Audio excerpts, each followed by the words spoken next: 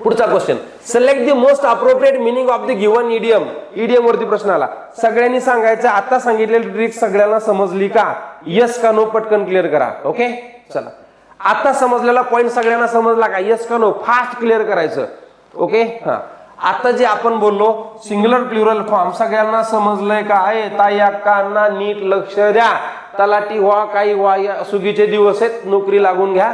चला, आयुष्य सुंदर होऊन जाईल, जगायचं राहिलं तुमचं. ओके चला, नोकरीच्या नादात आहे की नाही, मग नाद पूर्ण करा. ज्ञानदीप तुमच्या सोबत आहे, काय काळजी करायचं काम नाही. ओके सर म्हणावून लय काय काय राहिले आमचं. चला नेक्स्ट, इडियम शोधायचं आहे, मिनिंग शोधायचं आहे. Keep your fingers crossed. Keep your finger crossed बरोबर. आता नीट आहे का काय सांगितलंय? ओके, आपण थोडक्यात बरोबर असं एखाद्याला थंब का करतो? Best of luck. ओके, तुझं भलं होईल बाबा.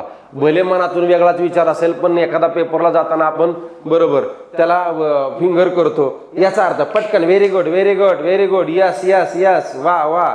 चला, हुशार आहेत पोर आपले. ज्ञानदीप सोबत आहे, काळजी करू नका. तुमचं गाणं यंदा वाजणार आहे, लक्षात आलं? पत्रिका द्यायला विसरू नका. त्याच्या अगोदर सिलेक्शन झालेला मेसेज येऊ द्या तुमचा. ओके, येतंय पोरांनो, केल्यावर सगळंच पॉसिबल आहे. Keep your finger cross.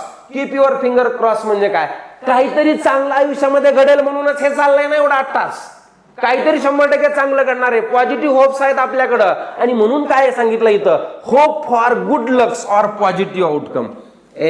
काहीतरी आयुष्यात पॉझिटिव्ह घडणार आहे, सकारात्मक विचार करायचा आहे, काहीतरी पॉझिटिव्ह घडणार आहे, ही गोष्ट लक्षात ठेवायची. आणि म्हणून लक्षात ठेवायचं भविष्यात काहीतरी नक्कीच चांगलं घडणार आहे, या आशेवर राहणे. Keep your finger cross. काय वाक्य बघा, hope for good luck. Hope for good luck लक्षात ठेवायचं.